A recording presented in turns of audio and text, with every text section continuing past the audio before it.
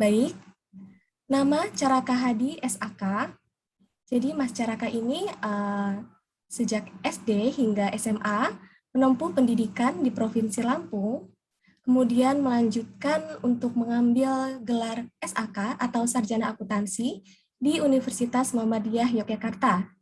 Kemudian Mas Caraka ini juga salah satu dari mahasiswa Master of Science in Accounting Universitas Muhammadiyah Yogyakarta. Adapun beberapa pengalaman organisasi yang sudah ditempuh oleh Mas Caraka,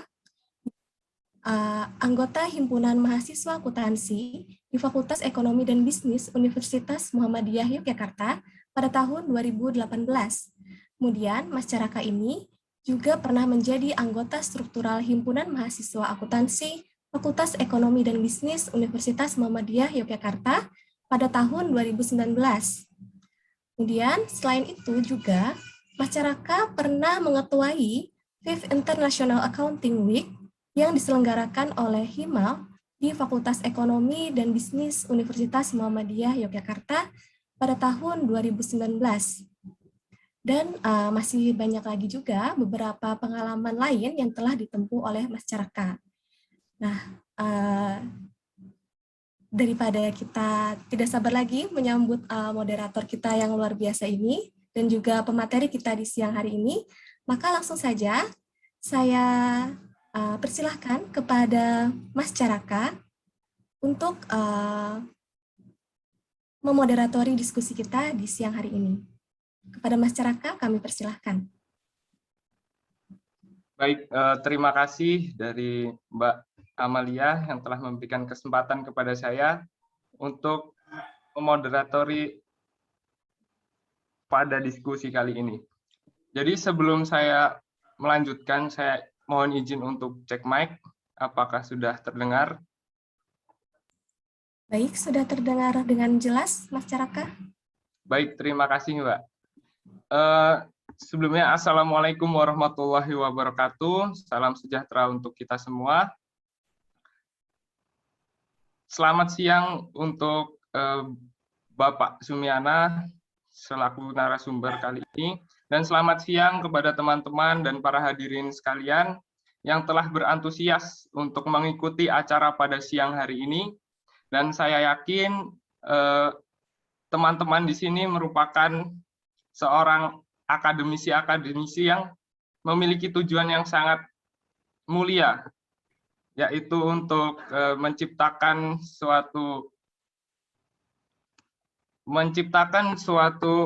kondisi di mana perkembangan di Indonesia itu akan selalu terjadi, khususnya di bidang akademisi. Nah, semoga teman-teman di sini dalam keadaan baik, dalam keadaan sehat walafiat, selalu semangat untuk menambah ilmu meski dalam keadaan yang kita tahu saat ini bahwasanya dalam kondisi COVID-19 ini kita melalui beberapa keterbatasan yang seharusnya tidak terjadi apabila tidak adanya musibah ini. Nah, sebelumnya saya izin untuk memperkenalkan diri. Nama saya Caraka Hadi. Saya merupakan mahasiswa Master of Science Accounting di Fakultas Ekonomika dan Bisnis tahun 2020 Universitas Gadjah Mada Yogyakarta. Sebelum kita memulai kegiatan pada siang hari ini, kita perlu mengetahui bahwa kegiatan GELIS 2 ini yang mengusung tema Communication for Scientific Economics Presentation and Publication merupakan suatu rangkaian kegiatan dari kegiatan yang sebelumnya, yaitu GELIS 1. Mungkin teman-teman di sini sebelumnya sudah pernah mengikuti GELIS 1. Ya, ini merupakan kelanjutan dari GELIS 1. Nah, yang kita ketahui bahwa di era ini penelitian merupakan suatu hal yang sangat penting. Dan hasil dari penulisan penelitian yang dipublikasikan ke jurnal yang terakreditasi adalah suatu bentuk kontribusi yang sangat bermanfaat untuk kemajuan di berbagai bidang. Nah, setelah mengikuti acara ini, kami mengharapkan bahwa para peserta dapat menyusun suatu karya tulis ilmiah yang baik dan benar sesuai dengan kaidah-kaidah yang ada, serta mempublikasikan hasil karya tulis ilmiah tersebut ke jurnal-jurnal terakreditasi baik.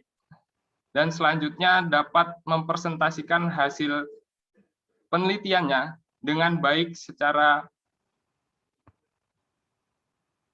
singkat dan padat. Nah, sebelum kita lanjutkan ke sesi yang berikutnya, bahwasanya untuk sesi ini merupakan sesi sharing session, di mana terbagi menjadi dua bagian. Yang pertama yaitu pemaparan materi dan penjelasan dari narasumber kita yang sangat luar biasa, Bapak Sumiana, dan dilanjutkan dengan sesi sharing session atau sesi tanya jawab. Nah, seperti aturan-aturan yang telah dibacakan oleh Mbak Amalia, sehingga saya tidak perlu untuk membacakannya kembali. Sebelum kita melanjutkan ke sesi ini, saya akan memperkenalkan dahulu untuk pembicara atau narasumber yang luar biasa saat ini di depan kita, Bapak Dr. Sumiana. Saya akan membacakan CV dari beliau.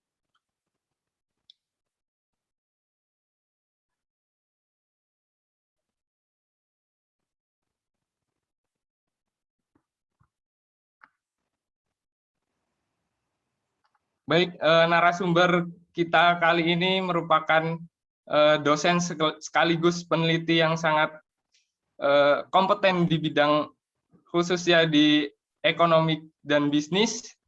Beliau merupakan dosen aktif di Fakultas Ekonomika dan Bisnis Universitas Gadjah Mada Yogyakarta, yaitu Bapak Dr. Sumiana, MSI, AK.CA, dari Accounting Department Faculty of Economics and Business Universitas Gadjah Mada. Nah, beliau ini merupakan peneliti yang sangat luar biasa. Mungkin di sini ada mahasiswa-mahasiswa yang pernah diajar oleh beliau, pasti akan merasakan bahwa begitu luar biasanya Bapak Sumiana ini dalam mentransfer knowledge, mentransfer ilmu kepada kita semua, mungkin yang sudah pernah melalui menjadi mahasiswa beliau. Nah, Bapak Sumiana ini research interest-nya salah satunya di auditing, dan yang kedua di Business and Accounting Information System Research, yang ketiga di Financial Accounting, dan yang keempat di Market-Based Accounting Research. Ya, Bapak Sumiana ini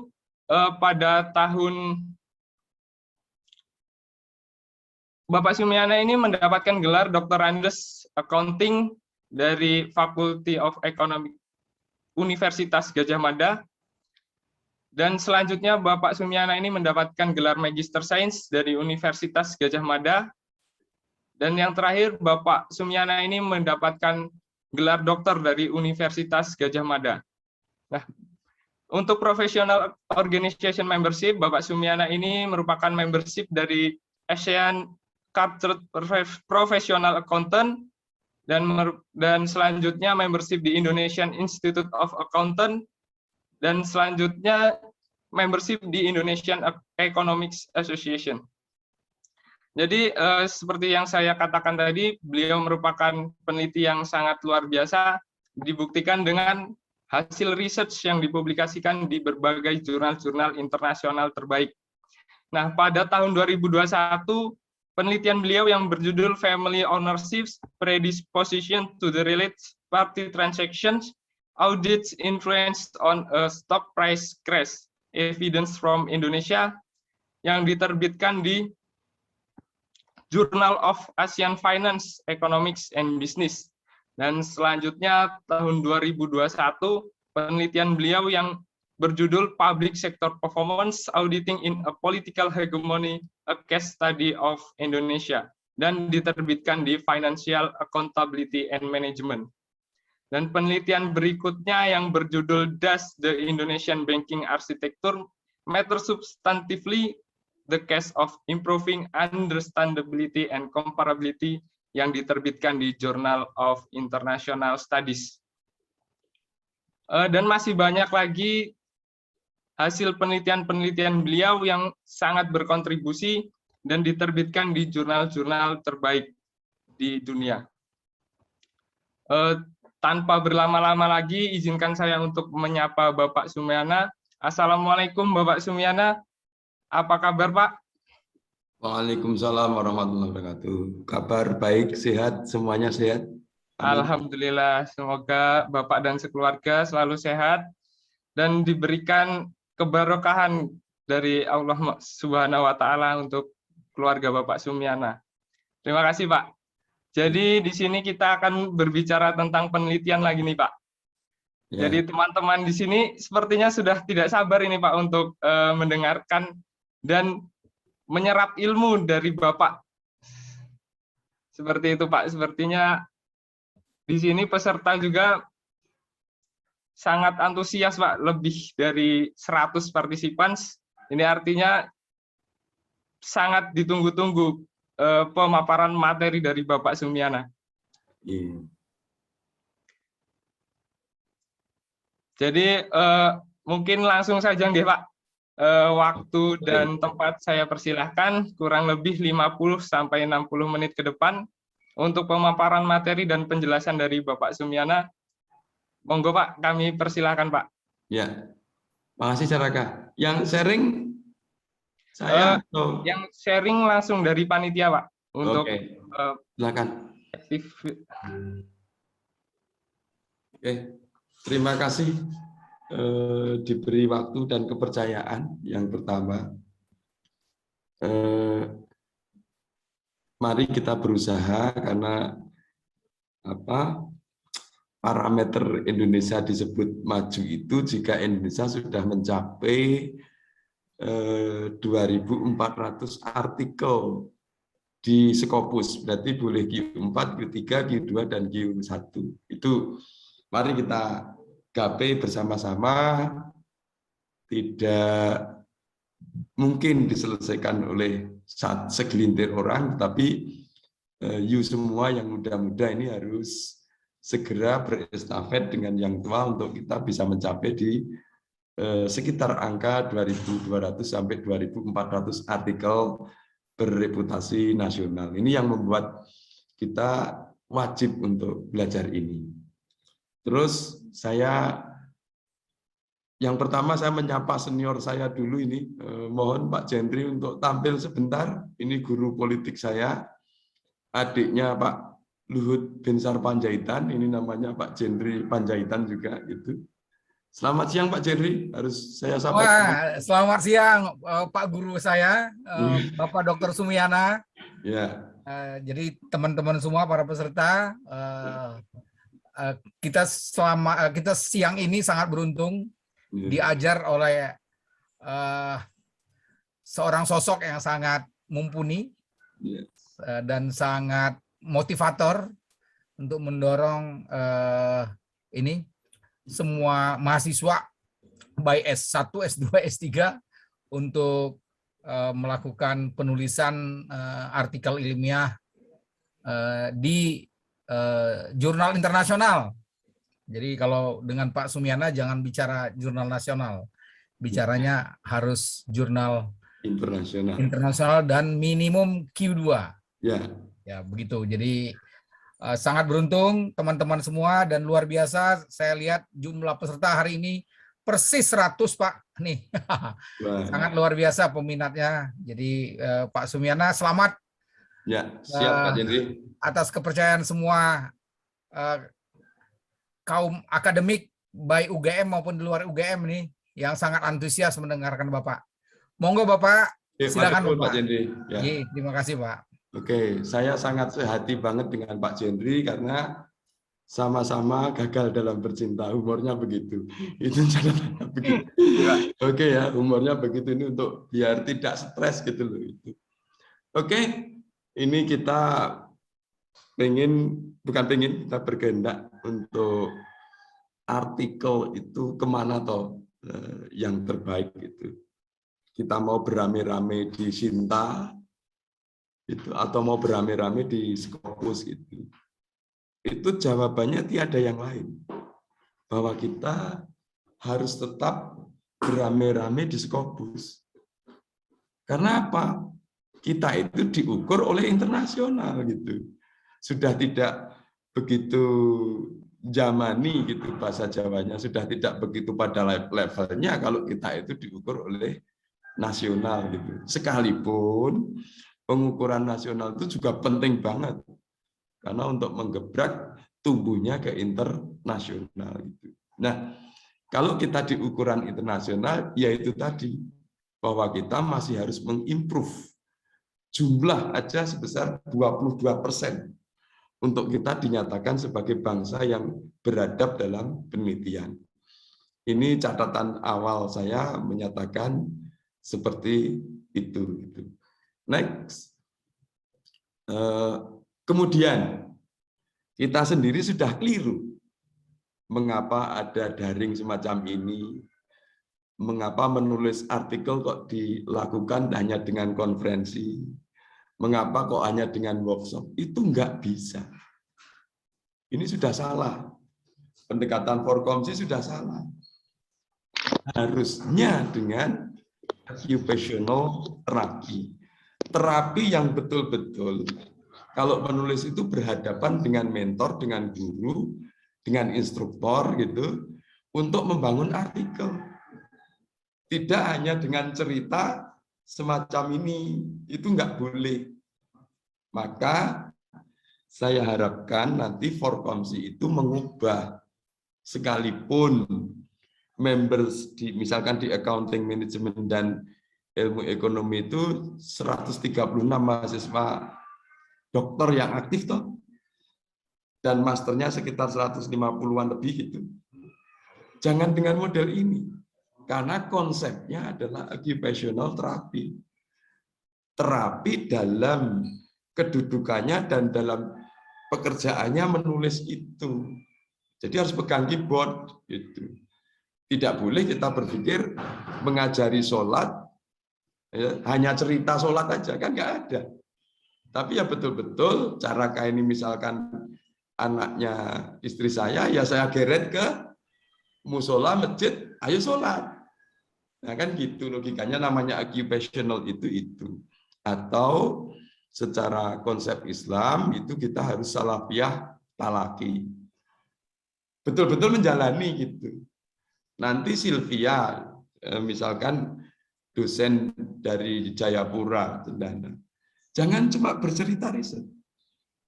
Betul-betul membangun riset, langsung bisa. Sambil berjalan semacam itu. Next. Nah, mengapa demikian? Next. Mengapa demikian? Kita harus paham dulu teori ini. Occupational therapy itu terlibat. Kalau Anda tidak pernah terlibat, tidak pernah akan bisa. Nah, itu. Jadi dominansi pekerjaannya itu adalah melakukan. Jangan hanya bercerita tentang konsep, bercerita tentang teori, bercerita tentang ini, enggak usah. Memang harus melakukan dan melakukan. Biasanya namanya efikasi itu tercipta setelah melakukan 2 atau 3 itu nanti langsung bisa sendiri gitu. Lah ini yang harus didesain kurikulumnya itu harus demikian itu. Oke. Terus ketika terapi itu dilakukan itu baru muncul kompetensi. Kalau tidak melakukan nanti jangan-jangan munculnya hanyalah ability. Kalau ability tidak dilengkapi dengan kompetensi, itu menjadi cerita belaka gitu. Nah, yang bahaya di situ itu. Nanti hanya banyak booster, banyak kadrun gitu ceritanya. Kalau orang punya ability tapi nggak punya kompetensi, itu hanya akan menjadi cerita di awang-awang gitu. Itu. Nah, terus strateginya adalah bukan menciptakan ability. Strateginya menciptakan kompetensi. Kompetensi itu ya bisa menjalani, bisa bukan hanya kemampuan di otak, tapi ya bisa menjalani. Itu harus matching, harus identik. Itu. Nah, silakan ke depan nanti di engineering lagi, saya dari depan sudah mengisyaratkan bagaimana kalau model penulisan itu adalah seperti itu. Nah, saya sudah menterapi beberapa universitas, termasuk ketika saya datang, jangan cuma begitu. Langsung satu kelompok penulis, satu meja, 4, ada yang 3, dan ada yang 5.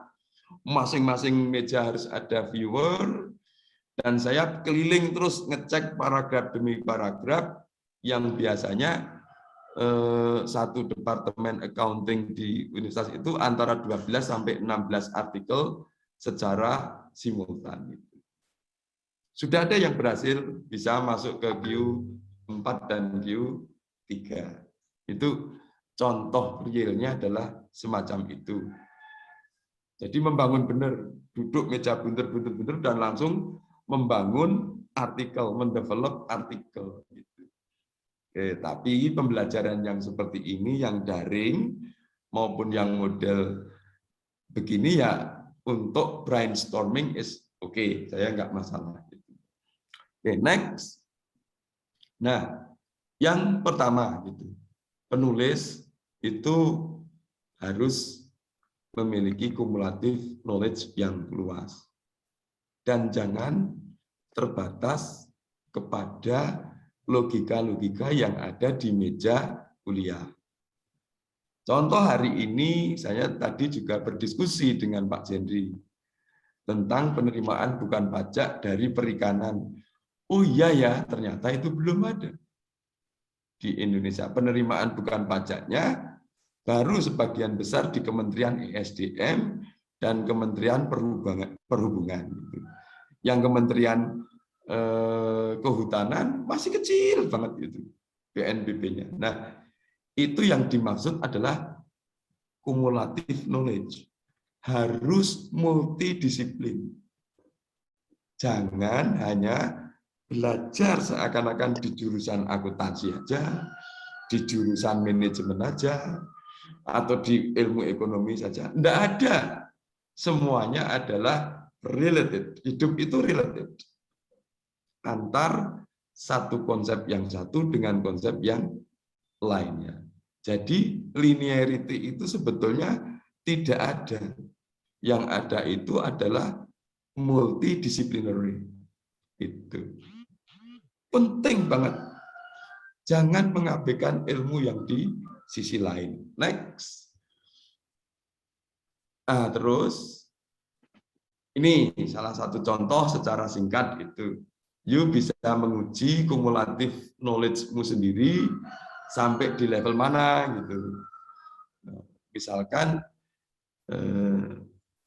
siapa ini? Gadis Yahaan.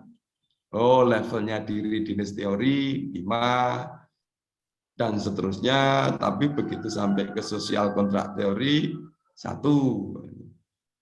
Nah, next dan seterusnya Anda harus menguji kemampuan Anda selalu menskalakan dirinya sendiri sudah sampai di mana. Itu yang paling penting. Sudah sampai di level apa.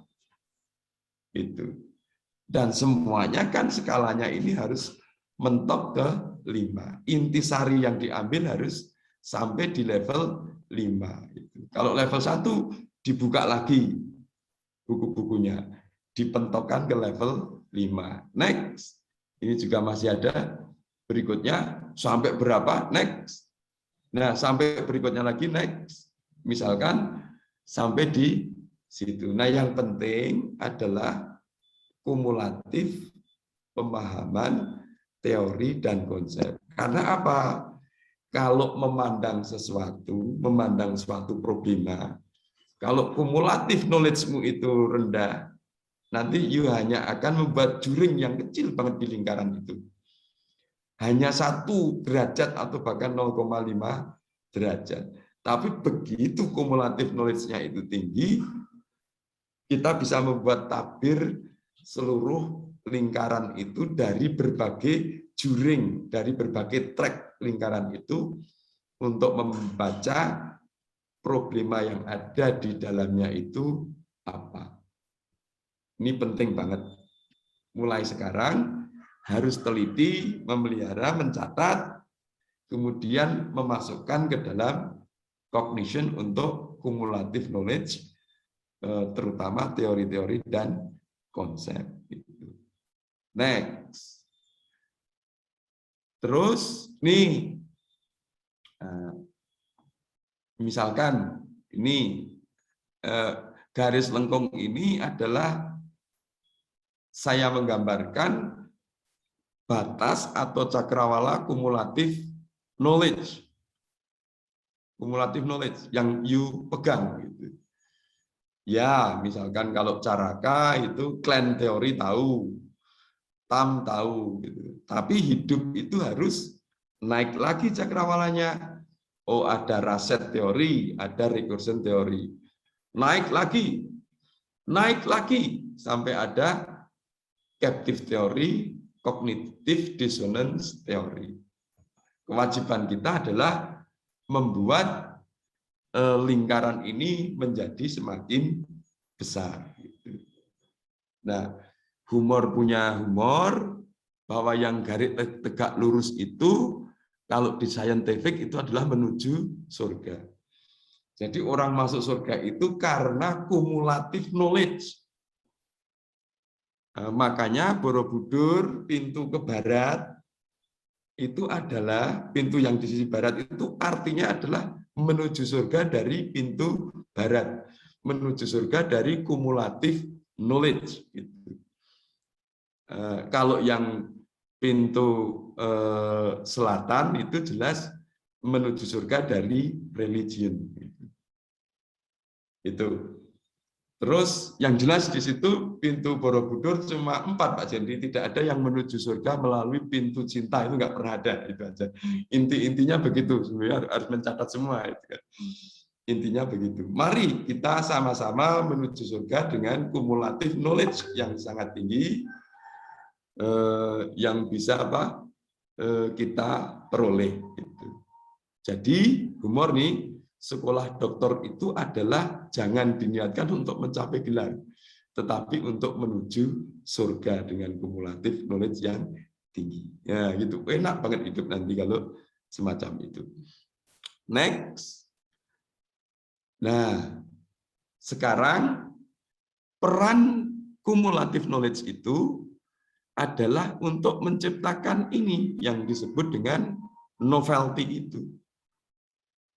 Memandang sesuatu dari track lingkaran tertentu, itu kalau semua memandangnya itu begitu-begitu terus, itu nggak pernah ada novelty. Oke? Nah, memandangnya harus dengan juring yang lain, gitu. Dari perspektif atau sudut pandang yang lain. Nah, sekarang misalkan memandang humor, masalah kereta cepat Indonesia. Jangan hanya dari masalah APBN-nya. Coba dipandang dari sudut pandang pengusahanya dari Cina. Berarti dia cerdas, mampu menghegemoni pemerintah Indonesia untuk mengeluarkan APBN. Nah, kita sebagai peneliti harus begitu. Tidak boleh hanya dalam satu sudut pandang, Indonesia government-nya KO mengeluarkan APBN. Jangan. Kita sebagai peneliti dari sudut lain. Dari sisi CEO perusahaan-perusahaannya Cina.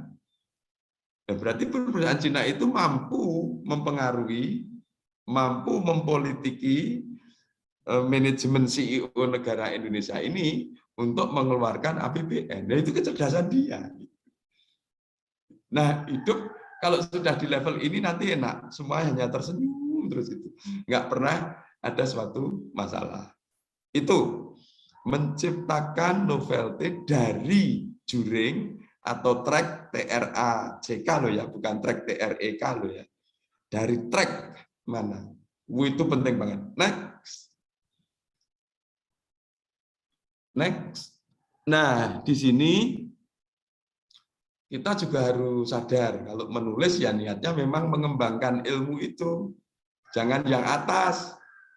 Kalau yang atas itu nanti kita nggak pernah akan berkembang gitu. Kita harus yang betul-betul mengajarkan ilmu kepada khalayak ramai orang, tidak boleh membeda-bedakan orang gitu. Misalkan Sylvia orang Papua, ya tetap saya harus mengajari karena ilmu itu adalah miliknya seluruh bangsa ini gitu. Jangan membeda-bedakan orang, intinya gitu. Next.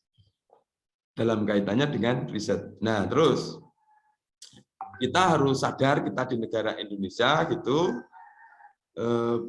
biaya riset itu harus kita sadari, harus matching dengan jurnalnya.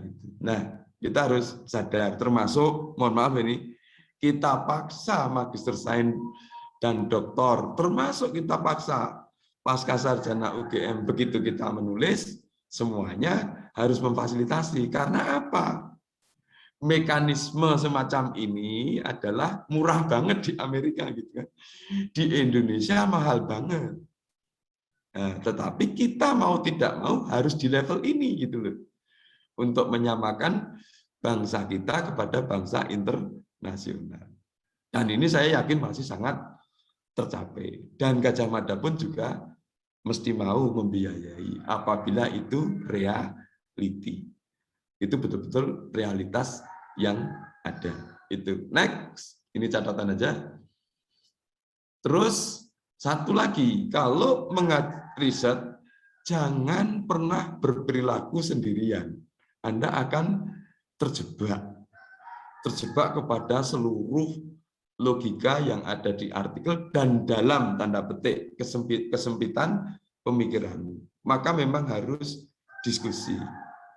Mengajak orang lain, apalagi ini mengajak orang yang telah bereputasi. Ini loh logikanya. Itu.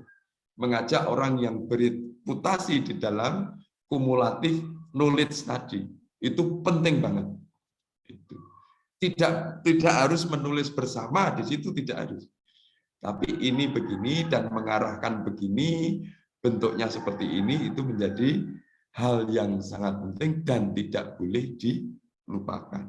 Tidak boleh kita tinggalkan. Karena ada trik-trik tertentu yang kadang membuat kita juga terlupa. Salah satu contoh artikel terbaru ini di grup di Zoom ini, semoga ada orangnya namanya Firdaus Kurniawan itu. Kenapa? Di paragraf pertama keliru. Kelirunya apa? Artikel dari SSRN disitat di paragraf pertama, ya jelas di KO oleh Scopus gitu kan. Hanya barang sepele menjadi hal yang meng-KO diri kita. Nah, kalau tidak berpengalaman di situ, nanti jangan-jangan Anda melakukan sitasi dari dari yang begitu-begitu, yang tidak pada levelnya untuk dicantumkan di levelnya gitu. Itu, ini penting banget. Next, terus, nih kita sekarang berpikir di level propositions atau di level teori. Relevan kan dengan yang disebut dengan cumulative knowledge of the theory tadi. Nah, penelitian itu yang paling utama adalah mengajukan ini. Propositions. Hipotesis di level teori. Itu yang paling penting begitu. Contoh, hasil audit government Indonesia itu jelas tidak optimal. Karena banyak terpengaruh political hegemony. Itu hipotesis di level proposisi. Miliknya Pak Jendri juga iya. SMI di Indonesia, kenapa dalam resilience ini kuat? Nah, Pak Jendri mengukur bahwa di dalam setiap SMI itu ada social dynamics yang tinggi. Ada social dynamics capability yang tinggi. Nah, ukur. Nah, ini namanya seperti tema-tema seperti ini tadi, itu yang disebut dengan propositions, hipotesis di level teori. Nah, yang menjadi kelemahanmu biasanya you mikirnya adalah hipotesis di level statistik. Bukan. Yang penting itu hipotesis di level teori. Yang disebut dengan proposition, bukan hipotesis di level statistik. Itu ngejar aja nanti gitu kan. Itu. Next.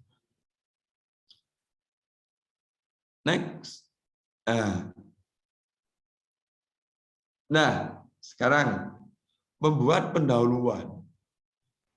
Oke. Membuat pendahuluan itu juga ada aturannya. Dengan struktur semacam ini, nanti bisa dipelajari sendiri. Nah, mengapa problema riset itu penting untuk dijadikan riset atau untuk diteliti? Itu yang disebut dengan argumen di level proposition itu. Itu yang menjadi titik utamanya. Menjadi titik fokus penelitian itu disebut penelitian yang memiliki novelty. Oke, nggak boleh jadi membuat paragraf kok malah bercerita macam-macam jumlah pengguna internet di Indonesia sudah mencapai 60 juta. Apa hubungannya gitu? Nggak ada. Langsung to the point, dan saya itu berhipotesis di level teori adalah begini. Nah, ini yang penting banget ini ya, Neta. Kemudian dilanjutkan dengan teori yang relevan, you mau memandang dari track atau juring mana di dalam memandang suatu problema itu, kemudian sampai kontribusi riset, ada sedikit metode riset, dan ada skema bahasan. Kata-katanya harus berjumlah sekian. Tidak boleh kemudian panjang lebar pendahuluannya 8 halaman, kan nggak boleh gitu. Cukup 1,5 halaman, tapi bahasa Jawanya itu mentes, padat isinya, dengan kandungan semacam ini gitu.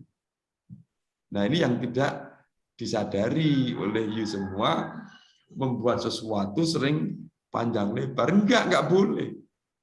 Awas, kata-katanya di sekitar 1.800 sampai 2.200 kata. Harus sudah terwakili semua apa yang ada, ide yang ada di benakmu atau benak kita ini. Next. Nah, terus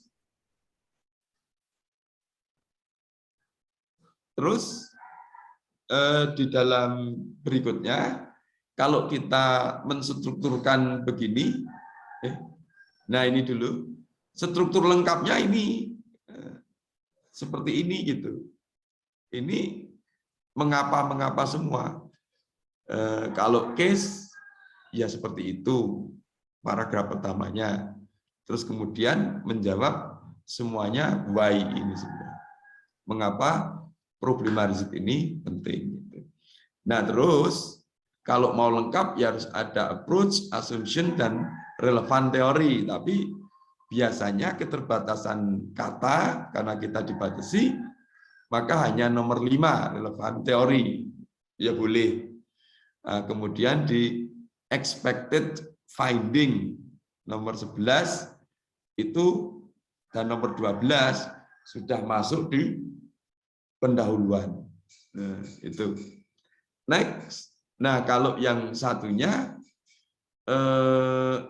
bahwa di dalam pendahuluan itu gitu, yang menjadi sentral fokus reviewer dan editor untuk mencari itu ya ini yang disebut dengan originality, novelty, innovation, freshness, uniqueness, atau newness ini. Yang dicari itu, kalau itu masuk, ya sudah, mesti berlanjut. Berlanjut bisa untuk di review dan lain sebagainya. Untuk diproses selanjutnya. Tapi kalau tidak ada ini, ya sudah, mesti dilempar. Itu kan untuk di level jurnal, editor maupun reviewer. Mesti levelnya itu. Jadi kalau kenapa ya artikel saya ditolak? Ya, mesti logikanya ada di sini. Pertama kali gitu. Lu kok nolaknya cepet banget? Cuma ini ya, areanya di sini biasanya tidak tersajikan dengan penalaran atau penyajian yang baik. Gitu. Next. Oke. Terus, oke, seluruh pendekatan riset, awas, semuanya harus inductive approach. Ini harus menjadi suatu kesadaran. Ada beberapa penulis langsung menyatakan penulisan ini dengan pendekatan deduktif. Ya mesti dilempar. Mengapa? Karena itu menyalahi hukum sejarah ilmu pengetahuan. Bahwa ilmu pengetahuan itu saling merujuk ke artikel sebelumnya itu adalah inductive approach. Nah, awas. Definisi deduktif dan induktif ini tidak sebagaimana pelajaran kita di SMP yang dinyatakan bahwa itu dari umum ke khusus, dari khusus ke umum, itu bukan. Induktif dan deduktif di sini adalah referensial. Harus mereferensi dari pendahulunya. Oke, next. Nah, terus research assumption. Kalau kita bisa menyajikan tulisan itu ada assumption-nya, itu bagus banget. Oke. Dan itu yang banyak dicari. Dan jangan takut-takut, semakin banyak assumption yang ternalar dengan baik, itu yang bagus malah. Nah, kita tidak terlatih menulis di sini, sangat tidak terlatih.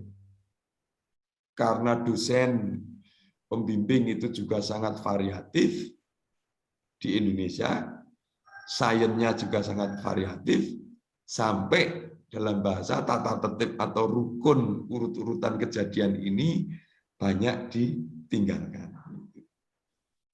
Paham ya?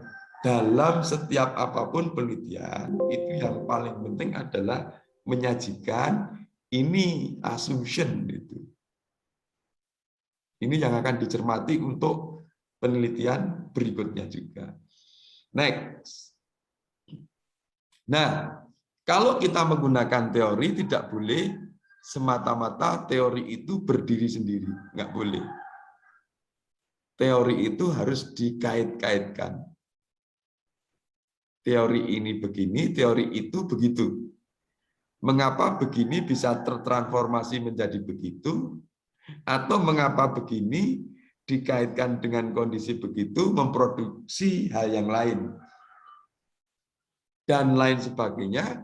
Seluruh logika matematika, statistik dan lain sebagainya digunakan untuk menghubungkan antar teori-teori itu demi mengkonstruksikan penalaran yang logis, penalaran yang bisa tercerna oleh otak para pembaca. Ini harus dihubungkan, bukan cut paste, bukan cut paste. Ini saya hubungkan kemana ya? Nah, itu yang menjadi penalaran kita semua untuk menulis sebuah artikel. Next.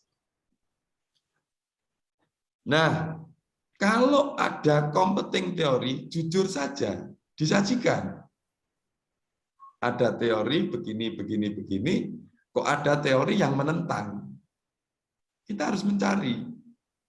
Kita sajikan di situ, menulis dengan kondisi apa adanya.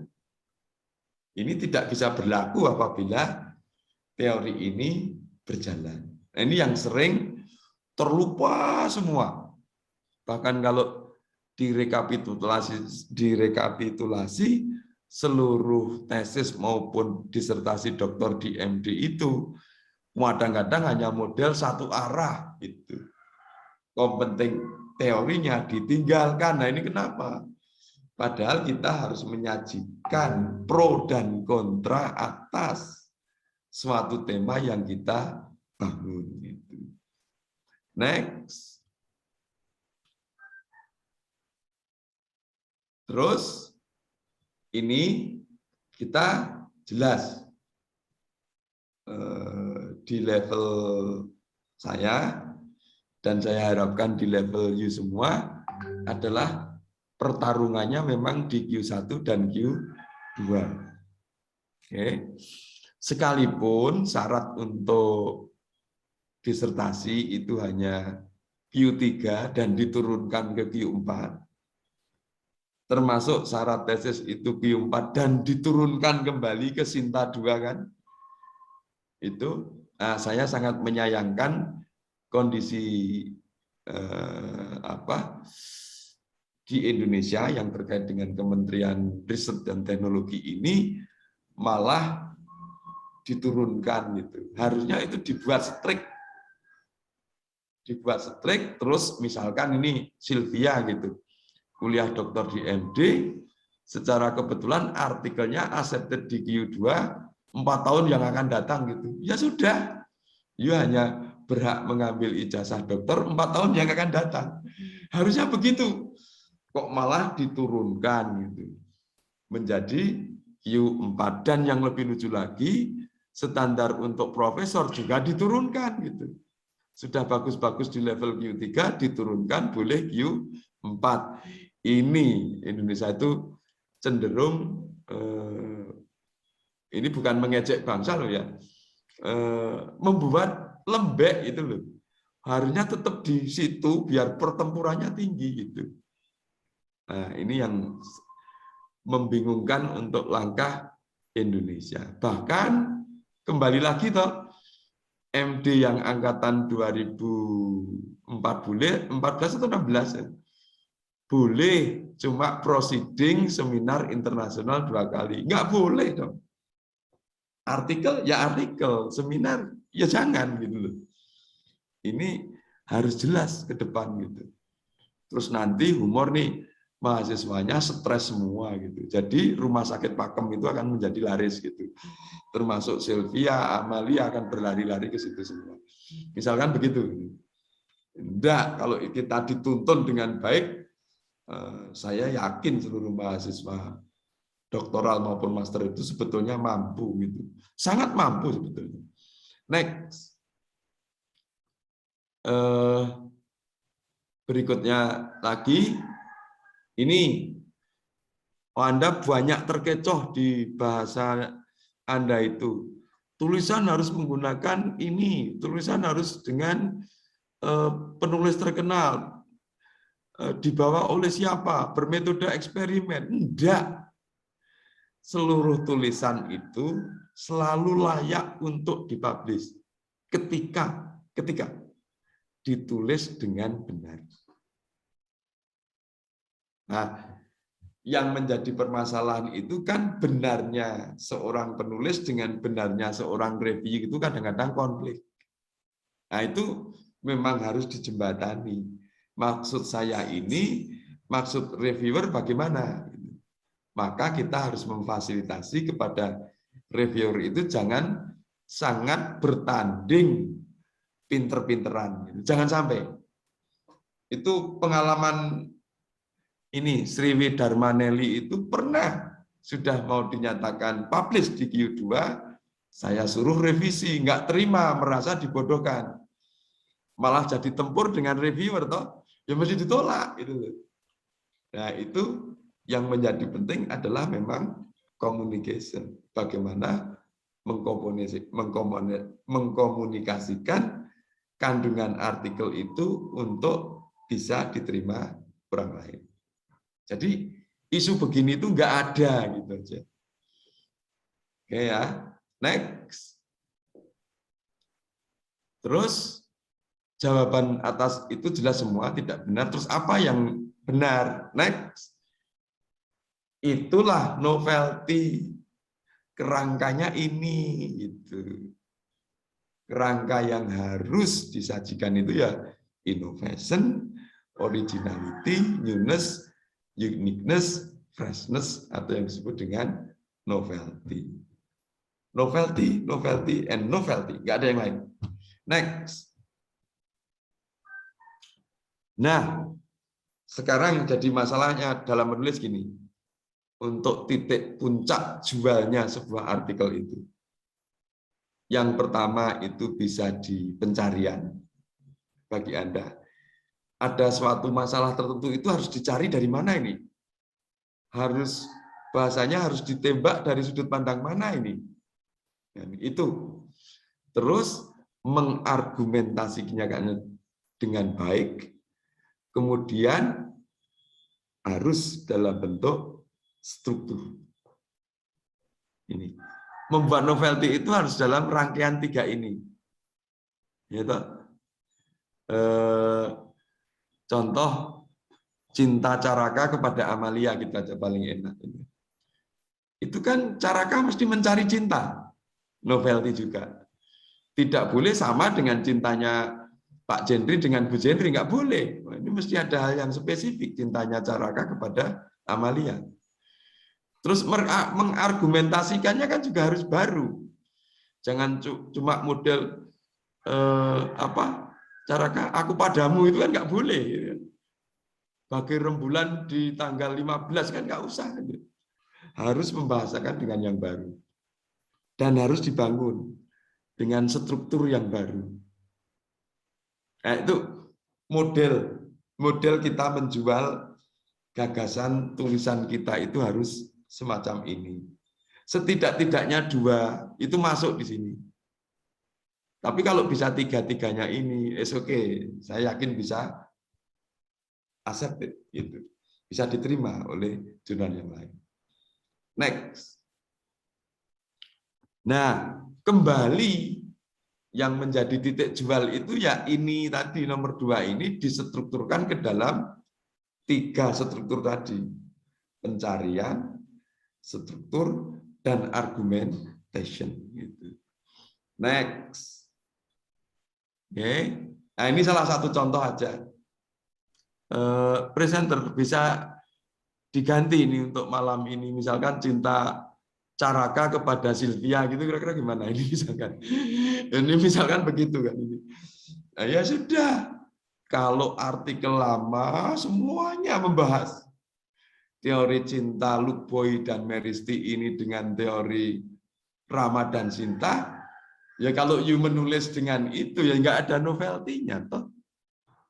Nggak ada novelty-nya. Maka harus next mentransformasi di sini gitu. Ini cinta Caraka kepada Sylvia gitu. Oh ya, ada teori Romeo dan Juliet gitu. Kalau Rama dan Sinta tadi itu mengatakan bahwa cinta itu dalam bentuk kemurnian, kesucian, lah masa cinta kok semuanya dari situ, kan nggak mungkin. Amalia kok sampai menutup telinga itu gimana? Betul-betul meresapi ya gitu ya. Sudah contohnya Caraka dan Amalia. Sylvia sorry nggak jadi. Gitu kan? Kalau Romeo dan Juliet itu cerita cinta dari kaum borjuis kepada kaum proletar. Juliet waktu itu adalah anak raja. Amalia adalah anak raja. Kaya raya. Dari Magelang kan itu. Mengumumkan cinta kepada Caraka seorang rembol. Rembol itu kering gerombol gitu. Sampai waktu mengumumkan itu, Amalia itu telanjang bulat di depan sana di kastilnya Juliet itu mengumumkan bahwa dia cinta Romeo, diumumkan kepada seluruh rakyatnya. Nah itu ceritanya gitu. Jadi novelty-nya memandang cinta Luke Boy dan Meristi itu tidak semata-mata hanya Rama dan Cinta, tapi bisa model Romeo dan Juliet. Nah, kita membuat track-track atau juring-juring semacam itu. Juring berikutnya, kita bisa memandang ini teori cinta dari Taj Mahal. Kalau Taj Mahal itu terbalik. Caraka mencintai Amalia, seluruh hartanya Caraka dikorbankan demi untuk membangun Taj Mahal, untuk menunjukkan cintanya itu. Nah, ini sedikit simultan bareng, ternyata yang di Italia juga ada seorang arsitek yang mengorbankan bahwa cintanya dia itu dalam bentuk yang unik dengan miringnya itu. Miring tapi tegak, nggak pernah akan roboh gitu. Jadi misalkan Caraka itu selingkuh sedikit, tapi nggak pernah akan roboh cintanya kepada Amalia, gitu kan? Kamu ikhlas nggak Amalia kalau Caraka begitu? Nah, kan ceritanya gitu.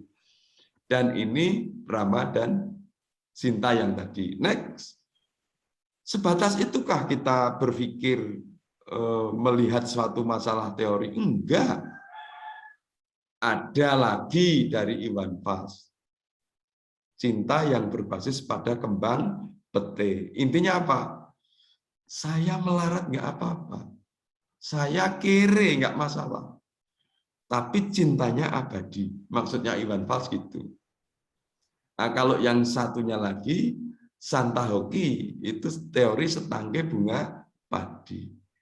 Itu dia pengarangnya melihat cinta itu bertumbuh pesat ketika seorang petani itu padinya panen. Mengapa gitu? Cinta katakanlah Pak Jendri kepada Bu Jendri, Pak Jendri panen padi, itu cintanya mesti meningkat. Karena terjamin makanan untuk putra-putranya di masa depan sehingga cintanya meningkat, kan gitu. Itu logikanya beda-beda, teorinya beda-beda gitu. Next. Nah, dalam menulis yang penting proposisi itu yang dicari untuk publikasi. Tapi kalau novelty hanyalah di pengembangan hipotesis itu nomor 2. Ya, kita novelty di level sampel maupun pengujian statistik. Ya, itu di level berikutnya. Nah, jurnal-jurnal itu juga yang namanya top tier jurnal itu mesti mencari yang paling atas ini. Novelty di level 1. Nah, nanti kalau Scopus Q4, humor nih, Scopus Q3 itu lebih banyak di novelty di level sampel dan novelty di level statistik. Nah, untuk men-challenge you semua, kalau Sinta nggak usah berpikir ini karena masih di bawahnya level 4 itu gitu ya. Ini untuk mengejek yang sangat bercinta dengan Sinta, nggak usah terlalu banyak berpikir di sini. Next. Nah terus ya di mana kita mau bermetrik untuk menulis itu harus secara logikanya adalah ini. Itu. Next. Terus assumption about the real world tadi bahwa sejauh mungkin sajikan assumption.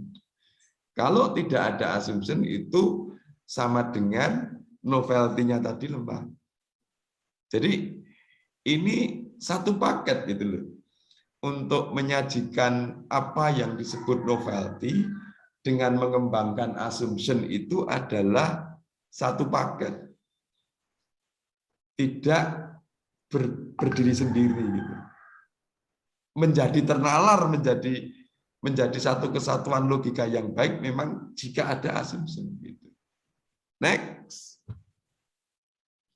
Trik 3 ini ya. Terus trik 3 ini, nah ini kalau kita mau menulis, kita harus mampu mengidentifikasi di artikel lama itu ada asumsinya apa. Lah nanti yang kita serang adalah asumsinya itu. Nah, contoh Contoh tulisan saya yang GDP gitu, kenapa itu banyak yang merespon gitu.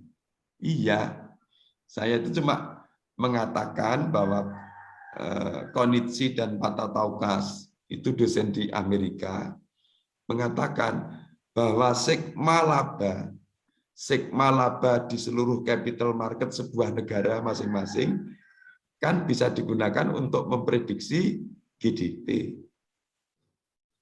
Ya, tapi dia lupa bahwa itu ada suatu asumsi di dalamnya. Itu kan di negara maju yang ekonomiknya setentinya tinggi. Gitu.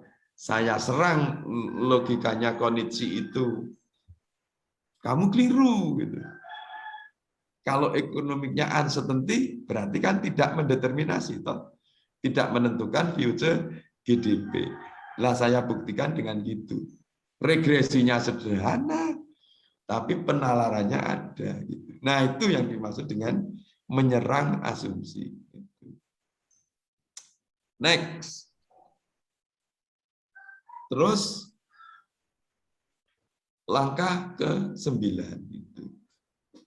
Tadi hal yang penting itu kita harus berani berargumentasi, menstrukturkan argumentasi.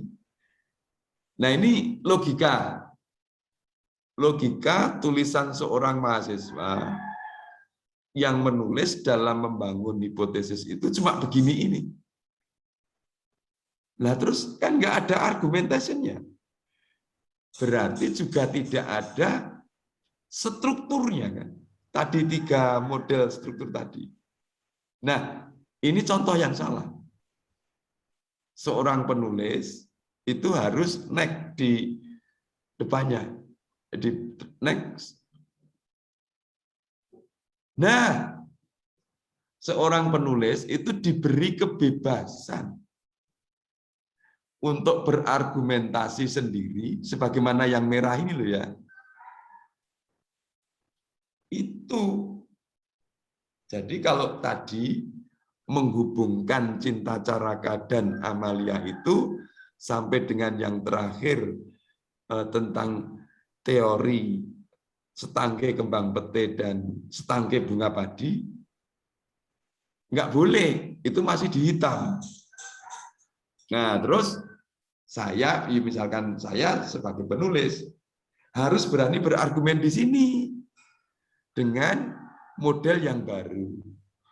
Oh, ternyata Cinta Caraka kepada Amalia adalah dengan logika MBA teori, gitu kan, merit by accident teori kan gitu.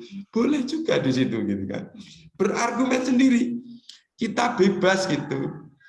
Sampai menjelaskan Cinta Caraka yang apel sudah tidak di malam Minggu, tapi malam Senin, malam Selasa, malam Rabu, malam Kamis sampai dengan malam Sabtu, semuanya setiap malamnya dipakai, dan itu untuk menunjukkan bukti cinta antara Caraka kepada Amelia.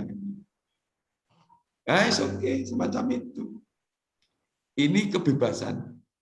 Sebagai ketika Anda masuk ke dalam kolam renang, berenanglah dalam kebebasan mau menuju arah kemana kan? Nah, ini kebebasan argumentasi. Nah, ini harus menjadi kesadaran gitu. Tidak kita berlogika itu malah dibatasi, tidak. Logika itu sangat tidak dibatasi. Pembatasannya adalah penalaran yang baik. Itu. Ini contoh merah ini adalah semacam ini. Next. Oke, trik keempat. Metode riset. Jangan. Jangan menjadi fokus. Itu konsekuensi dari trik 1 dan trik 2 tadi. Oke.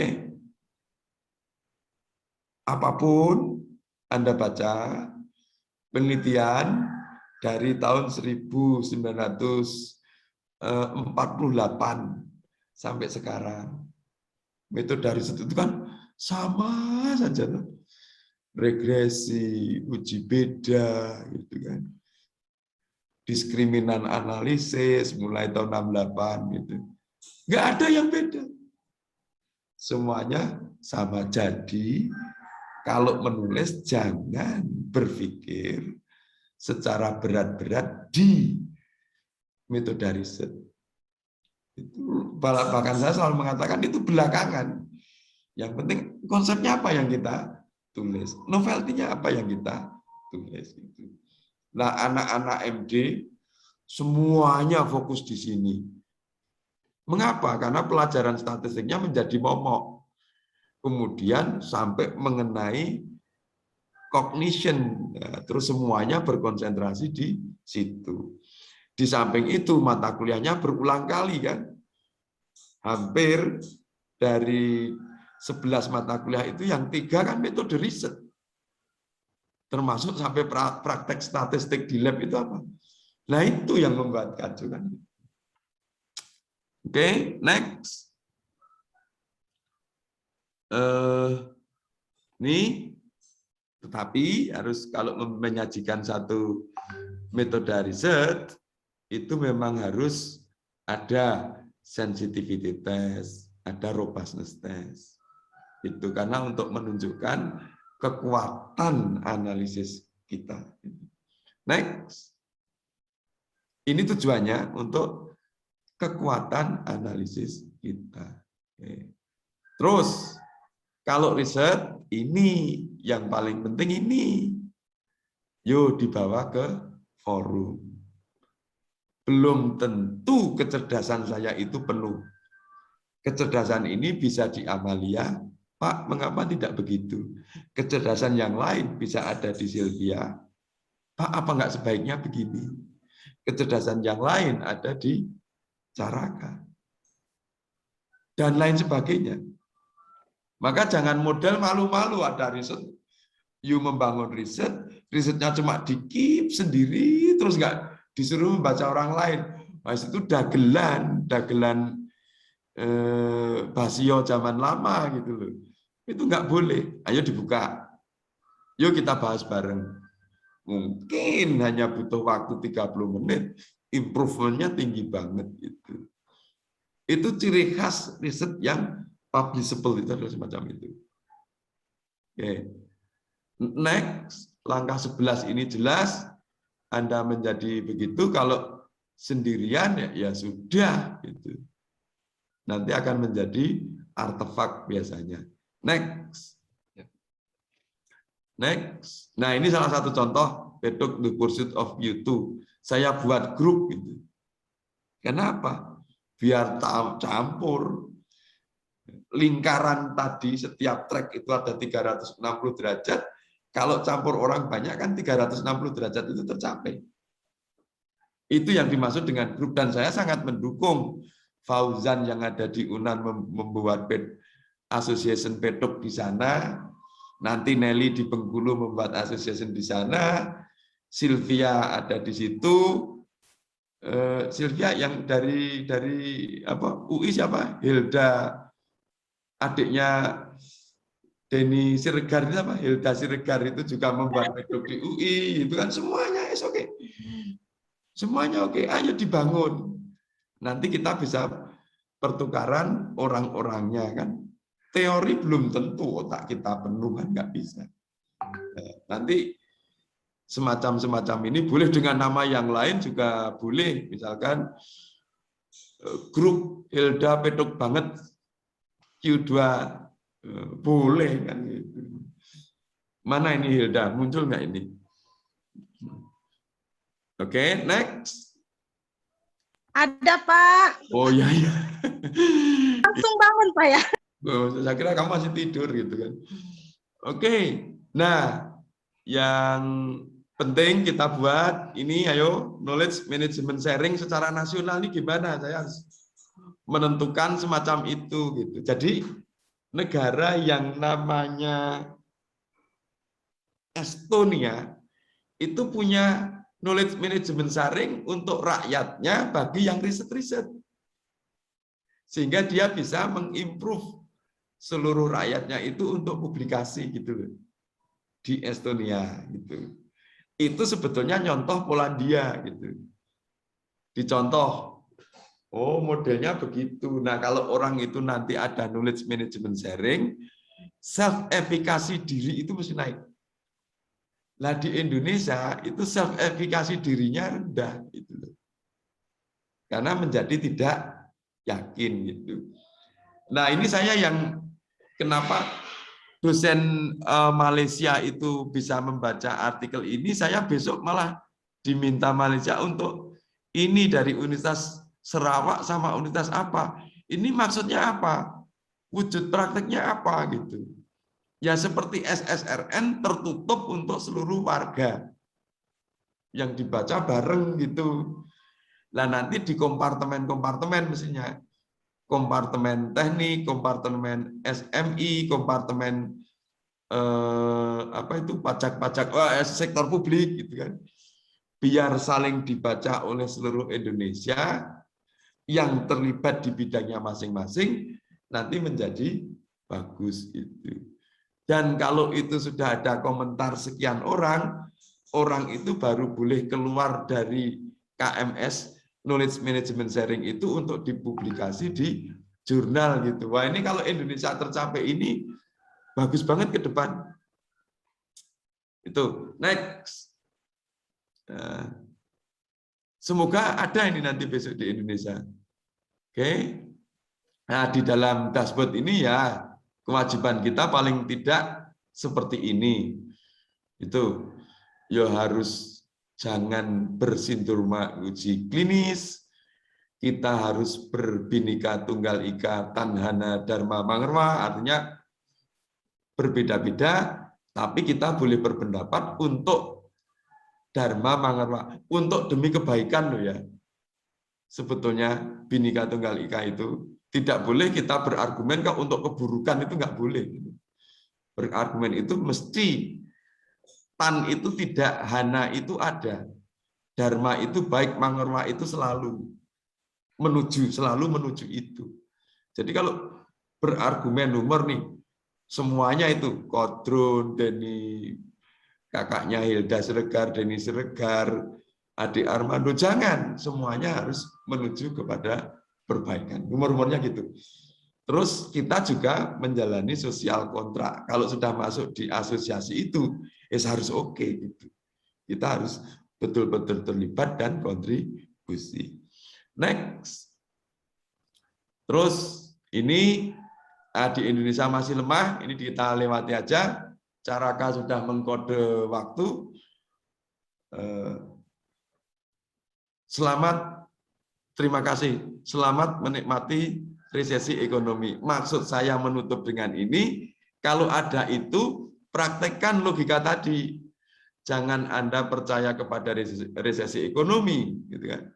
Dari sudut pandang, misalkan ekonomi pedesaan, di desa itu nggak ada resesi. Di daerah saya ini, sampai ke utara, ya tetap panen padi, panen kacang, panen pasir gitu kan, karena ada Merapi gitu kan. Nah, jadi selamat menikmati resesi ekonomi itu maksud saya memberikan penutupan di sini. Anda jangan percaya dengan model kadrun gitu. Cari track lain, cari juring lain. Nah, gitu. Maka ada yang protes dari mana ya itu.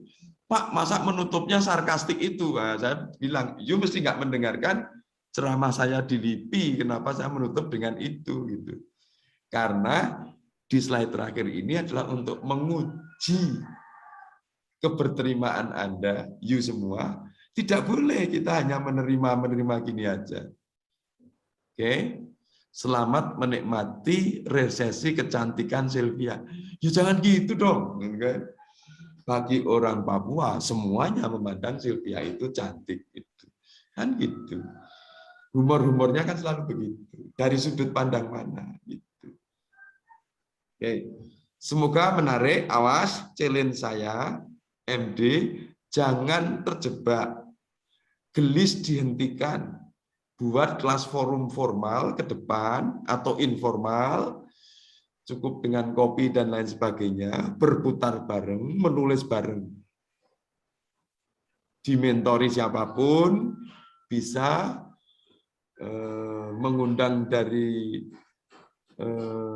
tangan kanannya Bos Golkar untuk memberi penelitian, Pak Jendri maksud saya, Anda juga bisa nanti tak undangkan karena beliaunya sukanya riset di sosial ekonomi, gitu-gitu, mesti mau membuat mentoring juga bisa. Oke, jangan terjebak hanya di proses pendidikan dan pengajaran yang hanya kognitif behavioral therapy. Jalankan ke depan mulai detik ini transformasi gelis ke dalam occupational menulis, occupational gelis gitu ya. Nah itu yang saya maksud di titik akhir untuk menyadarkan semacam itu. Baik, Kalau kurang nanti saya mintakan duitnya Pak Jendri dari Kuning mesti kita didukung habis-habisan sampai 120 artikel per tahun ada itu. Humornya begitu. Semoga ini nanti bisa berjalan ke depan semakin baik gitu Pak. Terima kasih Pak Sumiana atas pemaparan materi yang sangat luar biasa. Jadi teman-teman di sini juga pasti mendengar bahwa isi dari slide-slide dari Bapak Sumiana dan penjelasannya itu sangat padat dan itu sudah mewakili untuk insya Allah atau rencana teman-teman semua untuk mempublikasi penelitian-penelitian yang telah ditulis oleh teman-teman sekalian. Jadi lanjut ke sesi berikutnya Pak Sumiana. Nah, ini seperti yang di aturan dibacakan oleh Mbak Amalia tadi. Untuk yang ingin bertanya, silahkan raise hand. Dan apabila tidak dapat menggunakan voice, peserta dapat memberikan pertanyaan di kolom chat yang nanti akan saya bacakan. Monggo saya persilahkan untuk teman-teman yang ingin bertanya. Ya, silakan. Ya, baik. Di sini ada Bu Maria Elerina. Monggo Bu Maria. Halo, selamat sore. Selamat sore, sudah terdengar. Ya, perkenalkan diri dulu Bu Maria biar kita. Nama saya Maria Elerina Dopunti. Saya Bukan namanya lengkap, nggak pakai Patrick Martinus. baik. Sekarang menjadi siswanya Bapak Sumi. Tadi Bapak menyampaikan bahwa pada saat kita membuat terkait asumsi itu Bapak. Ya. Asumsi dalam, saya yakin teman-teman yang lain juga pada saat kita membuat sebuah paper penelitian, saya yakin kita belum sampai mencapai titik asumsi itu. Iya. Itu yang jadi masalah. Yang menjadi pertanyaan saya adalah pada saat misalnya saya membuat asumsi, asumsi itu apakah wajib berdasarkan teori yang kita tahu, atau tadi seperti Bapak bilang logika kita yang harus masuk akal? Ya. Pertanyaannya itu. Ya. Oke. Ini cara Kak langsung dijawab atau dikumulatif? Dijawab aja. Langsung dijawab aja Pak. Jadi biar langsung cepat TikTok gitu Pak. Biar iya. Juga Pak. Monggo Pak Sumiana. Jawabannya kita yang mengkonstruksikan. Let's see. Erlin zaman dulu gitu, enggak zaman dulunya dicoret, mencintai Hendrian secara positif.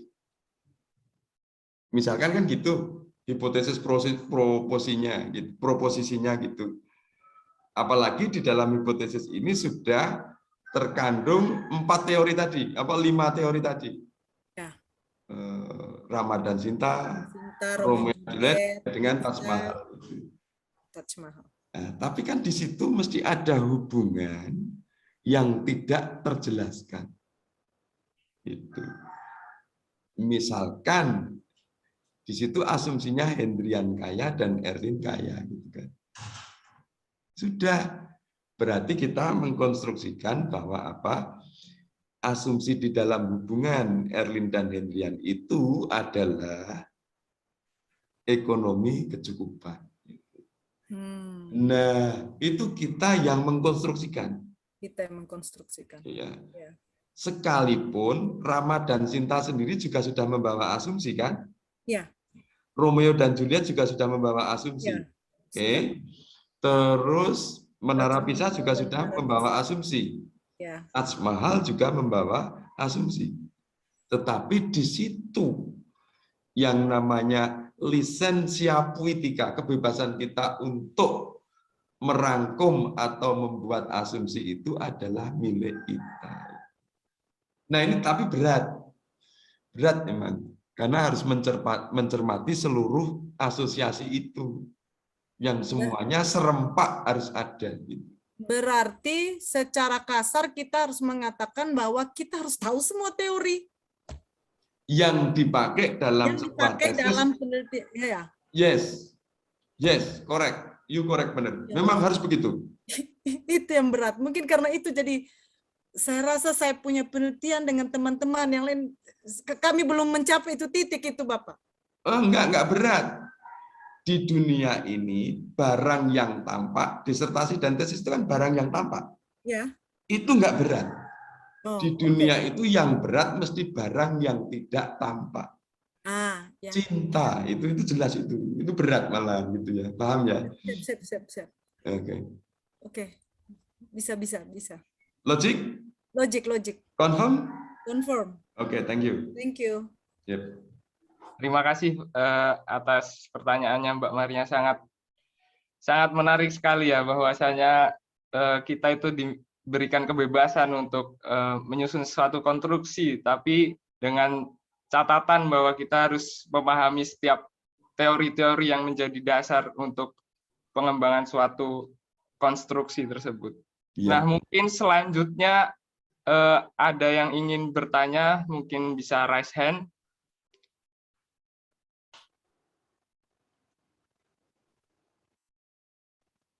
Ya. Nah, mungkin teman-teman masih pada berpikir ini, Pak, masih meresapi, Pak, bahwasanya ini nih materinya ini sangat padat, cuman teman-teman itu bingung itu mau nanya yang seperti apa. Ya, kok padat, sudah ada semua materinya di situ, Pak. Lah ya kok terbalik semua gitu ya? Mungkin sedikit ini, Pak, terkait dengan jurnal Indonesia dan kaitannya dengan internasional itu kan sebenarnya itu kenapa sih, Pak, kita sebagai bangsa Indonesia ini sepertinya saya melihat kayak kemampuan untuk berknowledge, terus untuk ilmu-ilmunya itu sepertinya sudah semakin baik, tapi untuk jurnal-jurnal itu sendiri yang bereputasi nasional itu malah sulit itu bersaing untuk ke persaingan internasional dari jurnal-jurnal yang terindeks di Scopus, misalkan Q1, Q2. Jangan bilang untuk Q1, Q2 dulu, Pak. Minimal Q3, Q4 gitu, Pak. Jadi itu seperti apa ya, Pak, ke depannya itu untuk perkembangan jurnal-jurnal di Indonesia ini, Pak? Mohon, Pak, penjelasannya, Pak.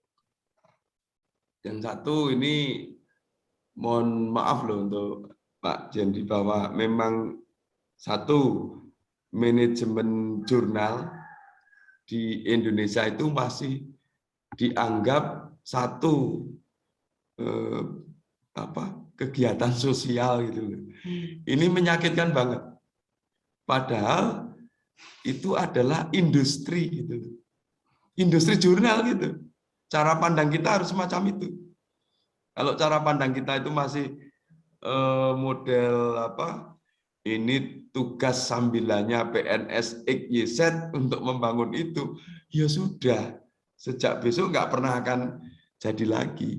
Tapi kalau di Inggris itu kan satu jurnal itu hanya dipegang 2 atau 3 orang maksimum. Kantornya cuma 2 atau 3 gitu. Tapi kenapa dia bisa begitu? Karena dia ini paradigmnya adalah industri. Kalau industri itu sudah menjadi rejim, loh, bisa berkekuatan untuk tinggi. Sehingga apa? Sehingga bisa maju secara bareng-bareng itu. Itu kelemahan di Indonesia sendiri gitu. Nah, terus memang yang kedua itu cost itu. Seperti waktu saya dulu memegang Gamma IJB, itu mau saya masukkan Springer aja, bilangnya apa? Gajah Mada nggak punya duit. Nah ini jadi masalah. Padahal potensi tulisan di Indonesia itu kan tinggi banget. Ya toh? Ini harus menjadi catatan. Ya memang mahal karena masih ukurannya dolar gitu kan. Tapi kan sekarang sudah mulai itu. You masuk di Sinta 2, di Sinta 1 sudah mulai pakai duit kan. 750, 1 juta, 1,5 juta gitu kan. Cuma di Q2 ini juga malah lebih rendah sebenarnya, $1.500, €1.800 kan kira-kira gitu. Ini jadi satu catatan ke depan, memang cost itu mahal. Terus sebetulnya ini yang paling puncak Caraka dan semuanya gitu loh. Memang knowledge kita belum kompleks. Kita masih di bawah persentil itu. Buktinya apa? Ya sudah.